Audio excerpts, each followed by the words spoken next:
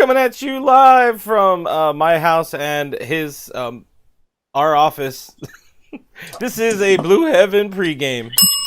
That's all I have right now. He has the button. What's going on, Dodgers Nation? I'm Clint. That guy that way is Brooke, and we are up 1-0 games. How you feeling about that, man? One game up is better than one game down, so I feel good enough. Why not? And with that, I rang the bell to take a drink.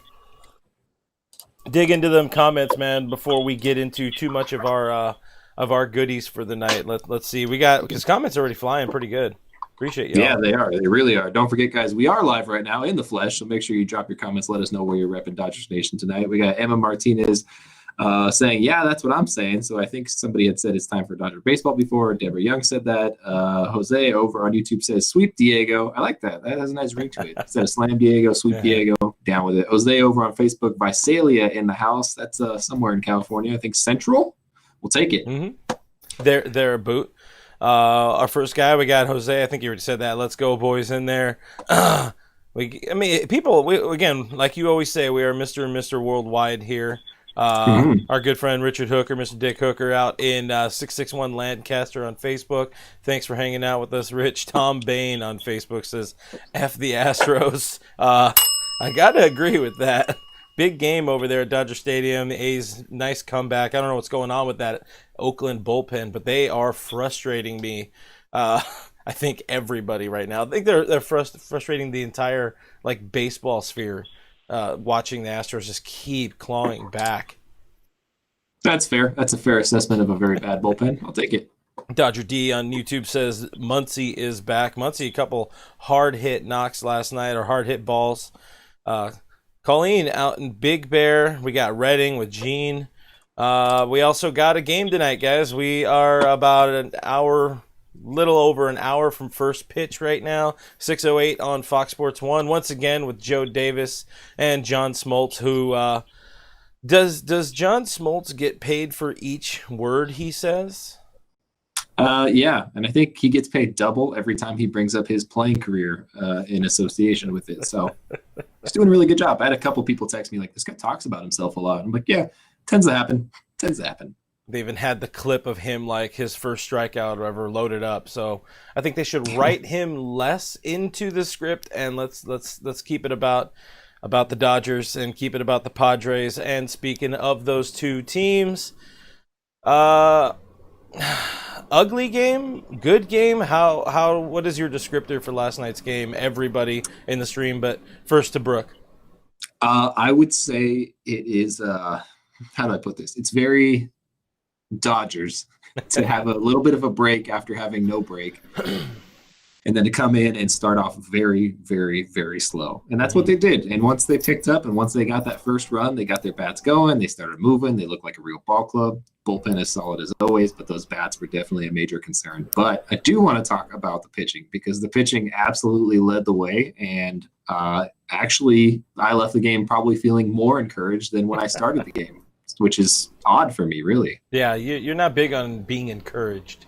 No, I'm not that kind of guy. But you get 14 strikeouts from Dodgers pitching last night. You get no walks from the Dodger bullpen. That was impressive. On top of the fact that Buehler had a lot of walks, you kind of factor that in a little bit. It is what it is, but you get no walks on a bad umpire, mind you, who actually did an okay job. Yeah. Surprisingly, he did an okay job. But Buehler comes in, rebounds. He kind of looks like for a second that he's going to come out really, really early, depending on how things were going in the game. And it didn't look great for a while. He did throw 95 pitches through 4 innings. Of those 95 pitches, he threw 52 strikes. So he was definitely struggling with the zone. Did you think they wouldn't say, and I didn't expect them to, but they didn't say that the blister bothered him. But in my mind, I was like, oh, yeah, that blister's definitely bothering him. He's not going to the curveball as often. He's trying to dot his fastball. Well, it looked like he absolutely just completely lost curveball control in that second inning, or fastball control in that first inning. He didn't have, whatever inning it was, he didn't have control of it. So it looks like he was trying to focus on that before getting to too much of the secondary. But yeah, I could also agree with that, trying to protect that blister. They are really avoiding that narrative in with the PR team kicking everybody out when there's too many blister questions. They're avoiding it. I get it. All told, kind of a BDE game there for Buehler and his blister to come back, give the Dodgers 4 innings when it looked like he was going to give him 1. Bullpen absolutely shoved. Give up no hit or 1 hit after he comes out. So 1 hit over 6 innings or whatever, 4 or 5 innings, and just all around good game from the arms on the Dodgers side. On the Padres side, I mean, you didn't not see that happening too much with Clev. Right. We talked about it yesterday before the show, and basically the way that the lineup was built, you could kind of tell Dave Roberts was expecting a really short outing. Mm-hmm. I think that he would, if you would ask him, he probably would have expected more what we expected, which was he might go 2 healthy innings and then get pulled in the 3rd, or just get pulled after 2 healthy innings. Yeah. He didn't make it that far. He got a batter and a half into the 2nd inning before he had to get pulled. And from what it sounds like, it is not a good feeling in his arm. And obviously now he's off the roster for the rest of the division series. He gets replaced by Dan Altavilla. Mm-hmm. So you kind of feel for the guy. That's unfortunate. It's a big spot in his career, especially with a year left on his until he hits free agency. But with that being said, I think the Dodgers protected against it very well. They just didn't really execute on it very well. And they let a small child come in and bully them around for a little while, which was really unfortunate. Yeah, they weathered the storm. No, it's bad. That was terrible. I hate myself for that. But me too. That would have been the first time. That was the first time they'd faced Clevenger since he became a Padre. So it makes sense. They tend to struggle against those new arms, those fresh arms they haven't seen for a while. Like I even said on yesterday's pregame show, you could imagine, like, maybe Mookie goes 0 for his first 2, but if he sees a guy a few times, he's going to drop a hit by that 2nd or 3rd at bat, whatever it is. So ultimately that ended up happening. Clev, like you said, is out. The earliest he'd be able to pitch is if the Padres somehow made it to the World Series. Knock on wood, that does not happen for them. But shut it down. He's good. He's done for the year. I guess, it looks like he's going to probably have to undergo a scope in the offseason. Nothing too bad. This maybe sounds like bone chips or something like that. They're kind of aggravating some things. But digging into the comments a little bit here before we get into too much of the bats. Lamet Slider said only the 2 worst relievers on the Padres allowed hits. Really like Davies today to keep the Dodger bats quiet. We'll get into that a little bit, but that's a good point. Dodgers have struggled versus Zach Davies historically. So give us a few minutes. We'll get into that pitching matchup a little bit there. Tom Bain says Carrot Top was awesome. D-May doing damage. I mean, he came in against some of their best hitters, man, and just blew them away. Mm-hmm. And we've said this a lot about him in the past. He really needs to work in that breaking ball more often. I think he did a really good job of doing that. He wasn't always throwing it for strikes, which is almost kind of what you want from him in those situations. Mm-hmm. He was dipping that slider. It had sharp break to it, which, I mean, I don't know about you, but I felt like the camera angle this series is very strange, and I can't quite tell if we're offset or not. But there's a couple different guys where their batting stances looked a little bit different. So yeah. I think we might be a little offset, but I don't know. Maybe there's some things in there. But, D-May looked good. He looked nasty in his press conference today. He was basically like, I'm ready to go again. Throw me out there again. I want to go. And that guy's going to be the X factor for the rest of this playoff series. Just using him anywhere that you essentially want to use him is crazy. Yeah, and he's owned these Padres for the greater part of the season. He just knows how to make some the pitching ninja his favorite. I think that's the pitching ninja's dream right there. Whenever Dustin May gets on the mound for the Dodgers, expect to see him once or twice. If he's starting in this series, something probably went wrong. But you also can't go wrong if he's starting in this series. But I would expect and hope that if we advance, you see him get a start against one of the Braves or whoever the other team is. Who's the other bad guy team? I forget. It's the Marlins. Oh, yeah. How did that happen? 2020, man. 2020. Go and find a few more comments here. Going into Norma agrees with me. She says the camera was offset for sure. So I'm not losing my mind because I definitely thought it was a little bit off. Charles Hamill over on Facebook, friend of the show, says I'm worried more about Angel Hernandez calling balls and strikes today. Again, another bad umpire behind home plate. But some upside for Dodgers fans. Historically speaking, when Angel Hernandez is behind the plate, Clayton Kershaw has pitched very well. So could work out in our favor or could go exact opposite like yesterday did. You just never know how it's going to work out with those guys behind the plate. Chad over on Periscope says 100% a Mookie birthday bomb today. Today is Mookie Betts' birthday, and I would definitely take a Mookie birthday bomb, a Betts birthday bomb, if you will. Mm-hmm. Mookie Bamba, birthday Bamba. You would love to see it. That would be nice. It's also very hard to do at that ballpark, as we've seen yesterday. Oh, yeah. Dodgers got only 4 hits, but they did earn 10 walks. So that's another thing, especially in Game 1. Now San Diego's burned through their bullpen, and at the same time, the Dodgers have seen a lot of their arms saved for the new guy they just added, and obviously there's a few more bodies still down in there. For the long run of the series, it looked, it's a good look for the Dodgers. 18 left on base is a bad look for the Dodgers. Some of that, we know. I mean, obviously, the team that led baseball in home runs this season, if they can't hit home runs out at their new home ballpark, that's going to be probably a bit of a struggle, especially, kind of moving forward. Like we said, the Braves have some really killer arms. Marlins have a few killer arms, and if somehow we make it to the World Series, I don't want to get into those teams because there's one bad team, and I don't know if my heart can take that, man. Yeah, so much evil. We got to stick in the here and now. We're on the division series right now. We got a team to beat in San Diego, and they're throwing. How do you feel about Zach Davies today? Because on one hand, I know what he can do to the Dodgers. I know that his changeup can absolutely devastate our left-handed hitters. I know he has reverse splits, and he's much better against left-handed hitters. Mm-hmm. But also, if you look at his last 3, 4, 5 appearances, he hasn't been as solid. And part of that is because for some reason the Padres decided to pitch him against the Cardinals, which is just a terrible idea because they've seen him more than anybody.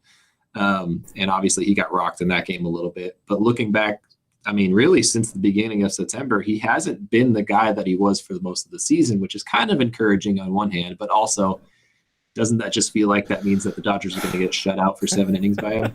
Yeah, this really screams that sort of pain for Dodgers fans. 2.37 career or lifetime ERA versus the Dodgers in the regular season. 8 starts, almost 50 innings against them. Change-up heavy guy, and we know that our guys tend to struggle with that off-speed pitch. Looking at you, Corey. Definitely looking at you, Corey. But they find ways. They find ways to do some damage. And on the other side of the ball, Kershaw on the bump for LA. Playing in this ballpark, I really like that all of a sudden. Yeah, I mean, the way you get to Kershaw is the home run ball. That's how it's been all year long. That's pretty much the only way people have scored off of him all year long is off the home run ball. Mm-hmm. And if you kind of, not necessarily that you're taking it away, but you kind of are limiting it, I guess, a little bit more. The roof will be open tonight, so supposedly it flies further, but we'll still see on that. But yeah, if you can eliminate that from San Diego's offense, you really kind of cut off their legs.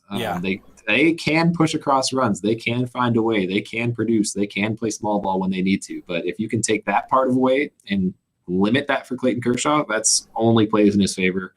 Of course, now that I say that, there's going to be 4 straight home runs to start the game, and I'm sorry about that. Go ahead and rattle off some more comments here while I throw up. I just throw up in general.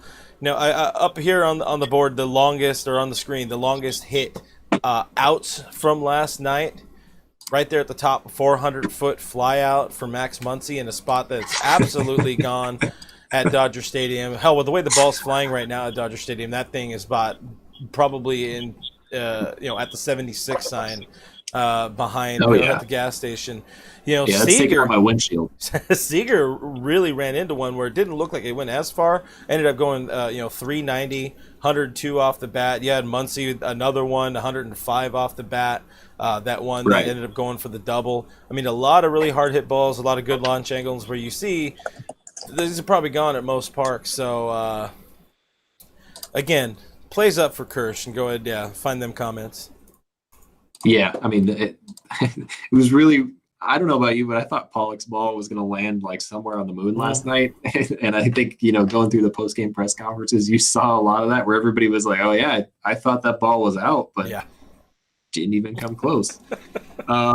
Yeah, James Brown over on Facebook says need hard ground balls and line drives. Deborah says over on YouTube says use the bunt to move your guys over. I mean, the Dodgers really have to lean into this small ball type of Mm-hmm. play to get things going, and it's not been our MO for the past couple of years, and I understand that. But also, the guys that you have built into the lineup are almost made for that. I know Austin Barnes catches a lot of flack, but he's a guy that can move people over when he needs to move people over. He's not going to crush a ball 550 feet or anything like that. He's not going to light up the box score for you, but he is going to move guys over. He is going to hit the ball to the right side with a guy on second base. He's going to make sure that, you get the best opportunity that you can. And I think that we have the opportunity to do so. I would really, really, really like to see Bellinger at least try to lay down a bunt down the third base line, at least try, at least put in an effort, maybe once or twice, especially against Davies. Doesn't throw hard. Throws a lot of changeups that tail away from you. That's perfect for a bunt down the third base line. Yeah, on that note, with Cody, just thinking about it, I want to give a shout out to Gold Glover Eric Hosmer for straight clanking that ball that just opened up the floodgates there for the Dodgers. If we want to call it the floodgates, but in a tight game like that, you can call it enough of a floodgate. You love to see it, but also you don't want that to be the only reason you're able to get your offense going. What happened to him over there, man? Straight clanks. I mean, he used to be so good. Like defensively, he was so solid, and then he just melted down when he came to San Diego. Like he just got so in his head about hitting that he stopped playing defense or something like that. He just digs well. That's all he does. Everything else, he's like me. I dig well at first, and I run with that. That's how I can call myself a good first baseman. Everything else, no, don't hit the ball to me. I don't want to have to do a pitch out to the pitcher or whatever the hell it is. No, just let me dig. Let me be about my way. So, yeah, he just straight booted it. Not the worst throw from Cronenworth or Cronenberger, whatever his name is. But, again, much thanks to the Gold Glover, Eric Hosmer. Yeah, that was a rough one. If you're a Padres fan and you're watching that, you're like, what the hell, man? Like, you crossed your feet up, you slipped over the bag. Like, everything that could have gone wrong on that play for you went wrong on the play. It wasn't like you said, it wasn't a bad throw. It was right on the base. You got to make that play. Jonathan on Facebook says the error from Hosmer got us 1 run, so correction there. It's my bad, but the floodgates, we want to call them that, open the next inning. It was nice to see that inning kind of happen, even though, it was a wild pitch that still ended up, scoring another one of the runs, or some errors that kind of added to runs there. But it's one of those things that it is what it is. But yeah, the other side of it, so I'm seeing a few of them. We got King Yellowman on YouTube saying Fresh Prince needs to work on throwing out some runners.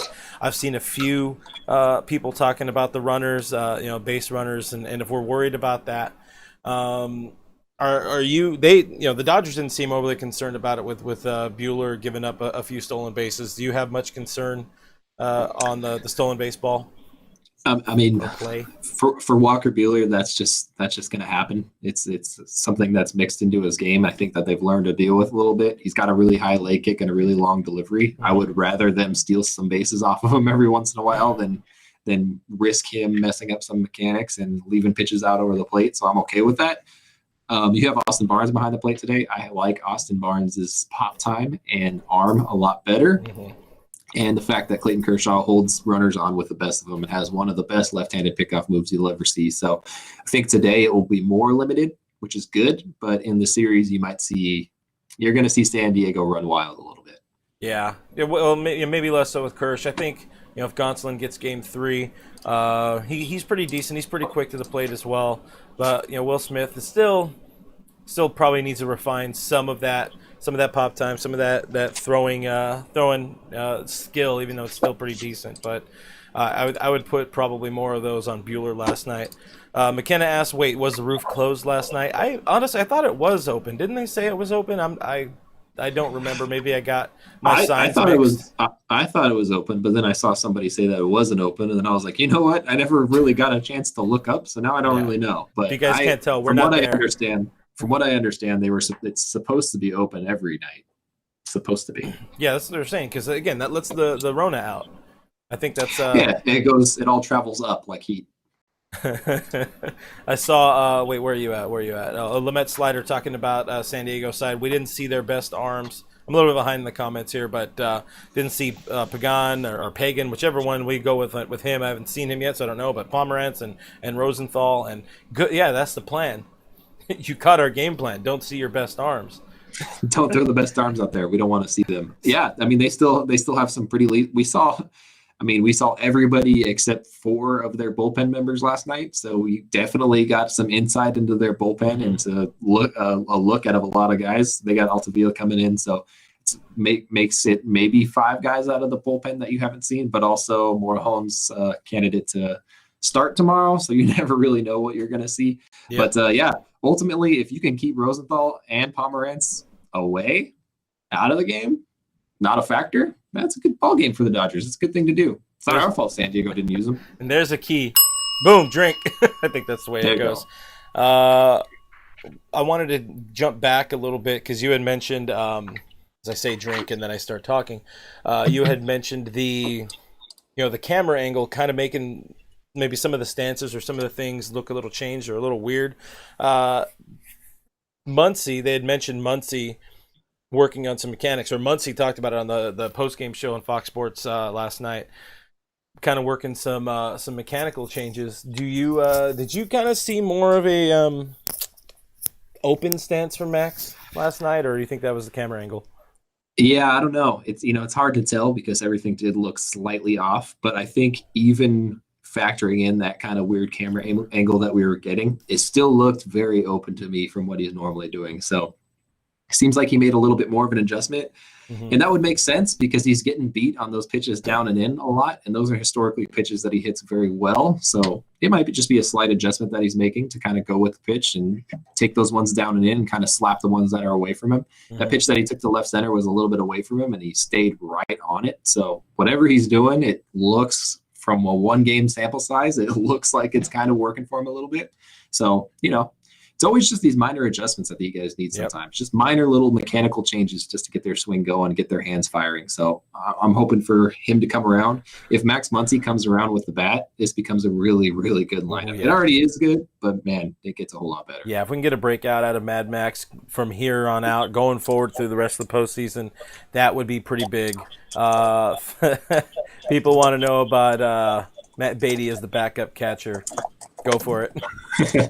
Well, the Dodgers have 2 catchers, and both of them are in the lineup today. So what that means is, with Will Smith DHing, the way it works is if Austin Barnes, God forbid, he gets hurt today or cramps up or something like that and has to come out of the game. I believe the way the rule works, Clinton, correct me if I'm wrong, but you can pull the DH for the position player, but then you need to bat a pitcher in the DH spot or bat a pitcher. You don't get a DH. Yeah. But instead of doing that, Dave Roberts is like, actually, our third catcher is Matt Beatty. So there's a chance that you could see Matt Beatty catch a game today. You hope he doesn't. You hope it doesn't come to that. You hope Austin Barnes stays in the game. But, I mean, things could get really weird really quick if he has to come out of the game at any point. Yeah, I think Austin Barnes is honestly bulletproof. We saw him take a ball a couple weeks out, or maybe even last series. He took a ball like off the face, off the neck, and everything. He's fine. Nothing's going to happen. I think even if his knee's falling off, he's staying in the game. Maybe not that much, but yeah, there are ways around it. Unless as part of these stupid rule changes that went away, where the DH thing, you just give up your DH to get the position player back. I don't know why. I mean, that rule has always been kind of dumb anyways. Like, you can move the player around anywhere else. Why can't you do it with the DH? I mean, whatever. I guess that's interesting. Designated. I guess I've never thought about that, but they're designated. That's all they're supposed to do, I guess. I don't know. Alexa says, and I didn't scream it. I'm being very nice now. Says, let Kike catch, let Enrique catch. Finally, let him go full circle before he sails off into the sunset here in his last few weeks as a Los Angeles Dodger. David wants to put Kenley back there. I mean, he probably could still catch. He probably could. We also got a bold prediction here from Chad. Kershaw no tonight. I don't know about that. I'm going to say no to the no, but yeah, that's a good thought. I like the vote of confidence. You like to see it out of your fans. All right, guys, we're in the final about 5-minute stretch here. Probably later. Maybe we gotta start moving this up in the show to talk more about the game ahead. But Dodgers lineup now up on the screen. No crazy changes there. So everybody that's here, I've seen some predictions. Your pick to click, who's going to go long tonight, whatever. Go ahead and drop them back in the comments again. We'll get to those as we're continuing towards the wrap of this show. But same old, same old. You got the top of Betts, Seager, Turner, Muncy, Smith, Belly, and then Taylor moving up, Pollock in left, and Barnes catching. Of course, DH is Will Smith. Quality lineup in your eyes?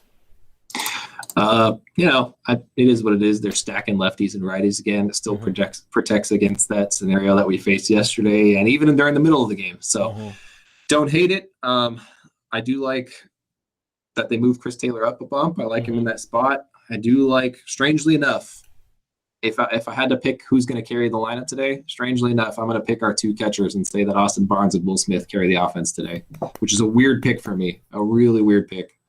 Yeah, coming from you, hearing Austin Barnes and having it be a positive thing, it's not often. It's not often. Yeah, it kind of rattles me a little bit there. Abi, I'm assuming I'm saying that right. Abi or AB on YouTube says not happy about Rios getting pulled for Lux. That was an injury issue. He yanked his groin, if you will. He hurted. Jonathan asking why Max is hitting cleanup because he's one of our guys. He got us there, and he's done it. He has a track record. It's a very good Dave Roberts answer. It's very, very good. Spot on. We feel he's close. He's getting close. He's right there. He's putting in some good work with Rob and the hitting staff. Norma calling her shots. Betts and AJ are going to go long tonight. All right. I love it. Love to see it. AJ. Those are two guys that I would love to see hit a bomb. AJ tried. AJ should have. Yeah. He should have hit a bomb. He did his damnedest there. Lamette Slider being rude and saying Seager's postseason slump continues. You know what? No. I'm going to call him now as my pick to click. I'm going to say Seager drops 2 hits tonight. I was almost there. Yesterday I said Bellinger was going to drop 2 hits. We got 1, and it proved to be kind of a difference maker. So I'll give myself credit on that because I'm nice. Yeah, that feels weird that you went with Corey Seager having a good night against a changeup. That seems very strange to me. It's called playing the percentages or not. Yeah, I'm not very good at gambling. That's why I play roulette. Yeah, you got to hit it big at least one time, right? There's no strategy there. James Brown in the stream says nail biter today. Yeah, what are you thinking? You thinking a nail biter? Dude, I don't know, man. There's going to be a lot of offense, I feel like. I don't know. That's all I can imagine. I can't give you anything beyond that. If you're looking for a final score, it's going to be a high final score. I just feel like both teams are going to go off today. It has that feeling. I'll go. I'll take the antithesis of that. I will go with the pitchers duel.